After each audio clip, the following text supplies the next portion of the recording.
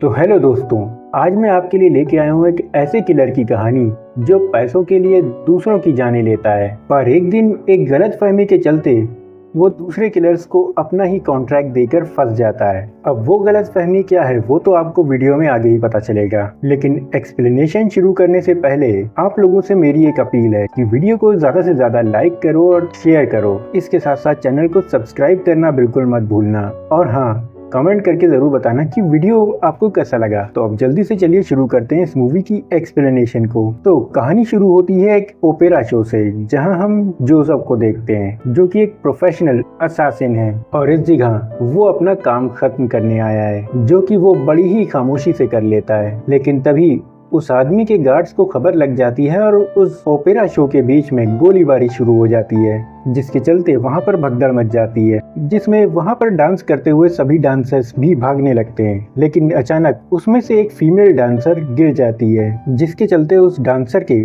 कुछ चोटें लग जाती हैं। पर वहाँ पर जोसेफ होता है जो उसे बचा लेता है और उस जगह से बाहर निकाल कर लाता है। और जैसे ही जो वहाँ से बाहर निकलता है, जोसेफ के सर में बहुत ही तेजी से दर्द होने लगता है, जिसकी हालत देख के वो फीमेल डांसर जोसेफ के लिए पानी लेने जाती है। पर जब वो वापस आती है तो वहाँ से जोसेफ जा चुका होता है, जो कि वहां से निकलकर सीधे अपने घर पहुंचता है। और वहां हमें पता चलता है कि उस फीमेल डांसर का फोन भी जोसेफ के पास ही रह गया है। तो अगले दिन सबसे पहले जोसेफ अपने डॉक्टर के पास जाकर अपना चेकअप कराता है, जहां जोसेफ का डॉक्टर जोसेफ के कुछ टेस्ट करता है। जिसके बाद जोसेफ पहुंचता है अपने एक लौते दोस्त इज़वी के पास, जो कि उसके लिए कॉन्ट्रैक्ट लेने का काम भी करता है। और जब इज़वी उससे पूछता है कि तुम इतना लेट क्यों आए, तो जोसेफ उसे बताता है कि वो डॉक्टर के पास गया था। जिस बात को सुन के इज़वी जोसेफ से कहता है कि यार डॉक्टर के पास मत जाया करो, इन डॉक्टर्स को कुछ भी नहीं आता। जिसके बाद जोसेफ इज़वी को अपनी हालत बताता है कि यार आजकल मेरे सिर में तेज दर्द रहता है और मुझे सब कुछ डबल दिखाई देता है। जिस पर इज़वी उससे कहता है कि यार ये तो बड़ी गड़बड़ बात हो गई, अब तू अपना टारगेट कैसे चुनेगा। जिसके बाद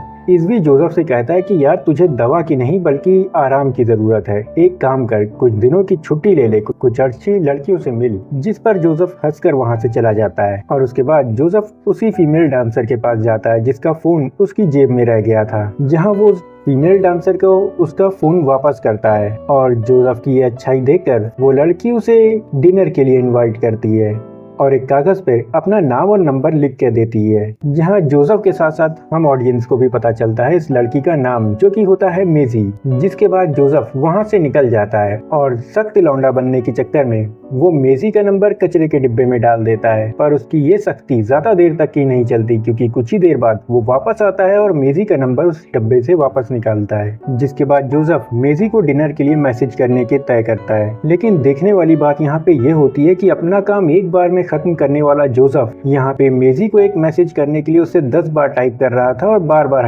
डिलीट कर रहा था। और फाइनली वो एक सीधा मैसेज टाइप करके उसका डिनर इनविटेशन एक्सेप्ट करता है। जिसके बाद ये दोनों मिलकर डिनर करते हैं और एक साथ अच्छा टाइम बिताते हैं। जिसके बाद ये लोग रोज मिलने लगते हैं और हमें जोसेफ की पर्सनल और प्रोफेशनल लाइफ दिखाई जाती है। और एक दिन जोसेफ इज़वी को मिल करके मेजी के बारे में बताता है, जहाँ इज़वी जोसेफ से कहता है कि यार तूने मेजी को बताया कि तू क्या काम करता है। जिस पर जोसेफ जवाब देता है कि अभी तो नहीं, पर हाँ मैं जल्द ही सही मौका देख के बता दूंगा। जिसके बाद जोसेफ इज़वी से कहता है कि यार मेजी ने मेरे लिए बर्थडे पार्टी प्लान की है, तो मैं चाहता हूँ कि इसमें तुम लोग भी आओ। जिस पर इज़वी भी मान जाता है और अपनी वाइफ के साथ इन लोगों के साथ डिनर करता है। वहीं अब जोसेफ अपनी लाइफ में काफी खुश था, उसकी एक कंप्लीट लाइफ थी। लेकिन उसकी ये खुशियां ज्यादा देर नहीं टिकती, क्योंकि अचानक जोसेफ के पास उसके डॉक्टर का कॉल आता है, जो कि उसे एक बहुत ही बुरी खबर देता है। वो डॉक्टर जोसेफ से कहता है कि यार एक बहुत ही बुरी खबर है, और जो तुम्हें सिर में तेज दर्द होता है और सब डबल दिखाई देता है, उसकी एक वजह है कि तुम्हें एक बहुत ही रेयर ब्रेन डिजीज हो गई है,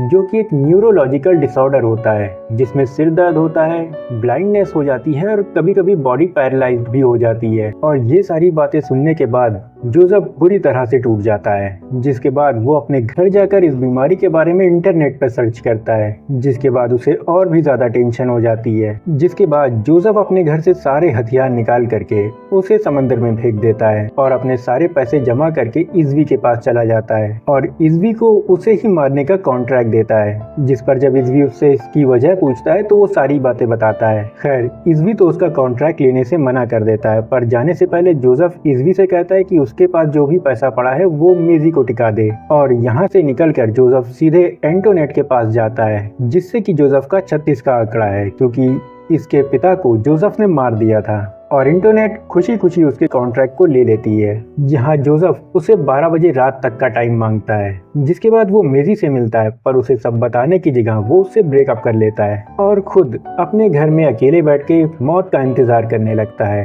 पर वहाँ मौत तो नहीं आती, पर उसके डॉक्टर का कॉल जरूर आता है, जो कि उसे कुछ ऐसी खबर सुनाता है जिसे सुन करके तो वो कंफ्यूज हो जाता है कि यार अब मैं इसे सुन के हंसूं या रोऊं, क्योंकि उसका डॉक्टर उसे कहता है कि यार तुझे कोई भी बीमारी नहीं है, ये किसी और की रिपोर्ट थी और तेरी रिपोर्ट उससे बदल गई, तू एक काम कर उस पैथोलॉजी के ऊपर केस कर दे। वहाँ उसका डॉक्टर ये सब बोल रहा होता है, उधर जोसेफ सोच रहा होता है कि यार अब क्या केस कर दे, तूने तो मेरी जिंदगी ही बर्बाद कर दी। क्योंकि दूसरी तरफ एंटोनेट ने कई सारे किलर्स के लिए जोसेफ का ऑफर खुला छोड़ दिया था, यानी कि जो भी उसे मारेगा जोसेफ के पैसे उसे मिल जाएंगे। और जोसेफ ने खुद को ही मारने की कीमत करीब 20 लाख लगाई थी। अब उसके पीछे कई सारे किलर्स आने वाले हैं और जोसेफ के पास घर में कोई भी हथियार नहीं। वहीं अपने घर पे जोसेफ सोच रहा होता है कि अब इस सब दिक्कत से कैसे निकलूं, पर तभी वो देखता है कि उसे मारने के लिए उसके घर के नीचे कोरियर गैंग वाले आ गए हैं, जिन्हें देख के वो अपने घर का जो सिक्योरिटी सिस्टम होता है उसे ऑन कर देता है। हालांकि ये कोरियर गैंग वाले काफी अच्छे फाइटर होते हैं, पर न जाने क्यों ये जोसेफ से एक एक करके लड़ते हैं और जोसेफ भी बड़ी ईमानदारी से एक एक करके उन्हें मारता है। और उसके बाद वो एंटोनेट को कॉल करके कहता है कि वो कॉन्ट्रैक्ट खत्म करना चाहता है, पर एंटोनेट मना कर देती है, ये कह के कि कॉन्ट्रैक्ट अब निकल चुका है, अब कोई भी रुकने नहीं वाला। जिसके बाद जोसेफ अपने घर से निकलता है और सबसे पहले वो मेजी को कॉल करता है, पर वो कॉल नहीं उठाती, तो वो उसके वॉइस मेल में ही मैसेज छोड़ देता है कि घर मत जाना, हो सके तो किसी सेफ जगह चली जाना। मेजी को मैसेज करने के बाद जैसे ही जोसेफ अपना फोन रखता है, उस पे हंगेरियन ब्रदर्स हमला कर देते हैं और जोसेफ इन्हें भी ठिकाने लगा देता है, जिसे देखकर एंटोनेट गुस्से में पागल हो जाती है और फिर एक के बाद एक कई सारे किलर्स को उसके पीछे लगा देती है और जोसेफ की जो रकम होती है उसे भी बढ़ाकर 40 लाख कर देती है। जिसके बाद जोसेफ सीधा इज़वी के पास पहुंचता है, जहां इज़वी जोसेफ को बताता है कि यार तू तो इस वक्त ट्रेंड कर रहा है, यानी यूरोप का हर एक किलर इस वक्त तुझे ही ढूंढ रहा है। और ये सारी बातें करते करते इज़वी जोसेफ के घाव भी सिल रहा होता है, पर तभी वहाँ पर इज़वी की वाइफ आ जाती है, जिसे जोसेफ की हालत के बारे में पता चलता है। तो वो जोसेफ की नेक पर मसाज करती है और उसकी गर्दन पे एक जोरदार झटका देती है, जिससे जोसेफ का सिर का दर्द चला जाता है और उसे सब कुछ साफ दिखने भी लगता है। जिसके बाद जोसेफ इज़वी से कुछ हथियार मांगता है, पर इज़वी उससे मना कर देता है कि मेरे पास कोई हथियार नहीं है। तो जोसेफ कहता है कि तेरे पास कुछ तो होगा, जिसके जवाब में इज़वी जोसेफ को कुछ बॉम्ब दे देता है, जो कि कोई मामूली बॉम्ब नहीं होते बल्कि होते हैं। जिसके बाद ये लोग एक प्लान बनाते हैं और सभी किलर्स को एक जगह बुलाने का तय करते हैं और इन लोग से निपटने के लिए जोसेफ एक पुराने कैसल में चला जाता है और वहीं वो हर जगह पे अपने जाल बिछा देता है। वहीं हम एक और किलर को देखते हैं जिसका नाम है लव डील, जो कि कभी जोसेफ का दोस्त हुआ करता था और ये भी जोसेफ को मारने के लिए तैयार हो जाता है। जहाँ लव डील के पास एंटोनेट का कॉल आता है, जो उसे मेजी का पता और फोटो देती है, पर इसके बदले में वो लव डील से कहती है कि उसे अपने साथ एंटोनेट के कजन को रखना होगा, उसे काम सिखाना होगा। जिस पर लव डील मान जाता है और वो मेजी के घर के बाहर खड़ा होकर के उसका इंतजार करता है। और जैसे ही मेजी वहाँ से बाहर निकल के भागने की कोशिश करती है तो लव डील उसे पकड़ लेता है। वहीं जोसेफ उस कैसल में पहुँच जाता है और सभी किलर्स को भी इसके बारे में खबर लग जाती है कि जोसेफ इस वक्त कहाँ है और वो सभी उसी जगह पहुँचने की तैयारी में लग जाते हैं। जहाँ सबसे पहले जोसेफ के पास पहुँचते हैं मैकेंजी ब्रदर्स, जो कि जोसेफ को मारने की कोशिश करते हैं। जोसेफ इनसे लड़ता है और क्योंकि जोसेफ ने पूरे कैसल में जाल बिछाए हुए हैं तो उसी जाल में एक भाई फंसकर मारा जाता है। जिसके बाद जोसेफ दूसरे भाई को भी ठिकाने लगा देता है, पर तभी वहाँ पे पहुँच जाती हैं पार्टी गर्ल्स, जिसमें 2 लड़कियाँ होती हैं, पर जोसेफ इन दोनों को बड़ी ही आसानी से खत्म कर देता है। जिसके बाद यहाँ पे एंट्री होती है बोटस की, जो कि गाने सुनते हुए जोसेफ से लड़ता है और अपनी नोक वाले जूतों का दम दिखाता है, मगर क्योंकि जोसेफ के पास है बॉम्ब, बोटस का दम निकाल देता है। आखिर में लव डील भी उस जगह पहुंच जाता है, पर वो अंदर जाने की बजाय जोसेफ को ही कॉल करता है और उसे बताता है कि उसके कब्जे में मेजी है, तो अगर उसकी जान प्यारी है तो उसे जोसेफ को उसके पास आना होगा, जिस पर जोसेफ मान भी जाता है। जिसके बाद वहाँ एंटोनेट का बॉडीगार्ड मैक्स आ जाता है अपनी आर्मी वाले लोगों को लेकर, जो कि जोसेफ पर काफी भारी पड़ता है और जोसेफ को वहाँ से भागना पड़ता है। जिसके बाद जोसेफ सीधा लवडील के सामने आता है, जहाँ लवडील अकेला खड़ा होता है, उसके साथ मेजी नहीं होती, वो होती है एंटोनेट के उसी रिश्तेदार के साथ। लेकिन ये एक नंबर का चोमू है, तो मेजी से बड़ी आसानी से बेवकूफ बनाकर इसी की कार लेकर भाग जाती है और सीधे जाकर लवडील को उड़ा देती है और जोसेफ को वहां से बचा ले जाती है, जहां वो जोसेफ को बताती है कि वो प्रेग्नेंट है और उसे जोसेफ के काम के बारे में भी पता है। जिसपे जोसेफ कहता है कि यार मैं कोई बहुत बुरा किलर नहीं हूँ, मैं सिर्फ बुरे और क्रिमिनल लोगों को ही मारता हूँ, अच्छे लोगों को, बच्चों को और औरतों को मैं कुछ नहीं करता। जिसमें होने वाली गोलीबारी में वो घायल भी हो जाती है।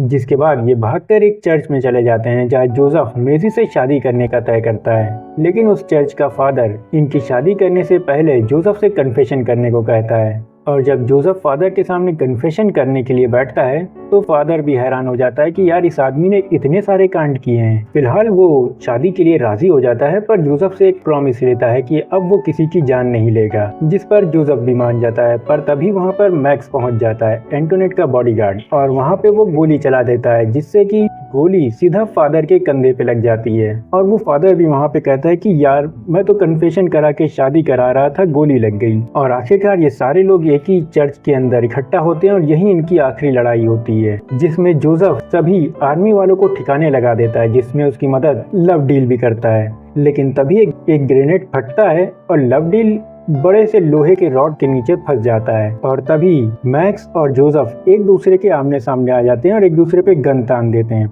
पर जोसेफ की गन में गोली नहीं होती। लेकिन तभी पीछे से मेजी एक शॉटगन से मैक्स का सर उड़ा देती है, और वहीं हम दूसरी तरफ एंटोनेट को देखते हैं, जो कि भागने की कोशिश कर रही होती है। पर वहाँ इज़वी आ जाता है, और क्योंकि एंटोनेट ने आर्मी वालों को बुला करके रूल तोड़ा है, तो इज़वी एंटोनेट को मार देता है और जोसेफ की मुश्किल खत्म हो जाती है।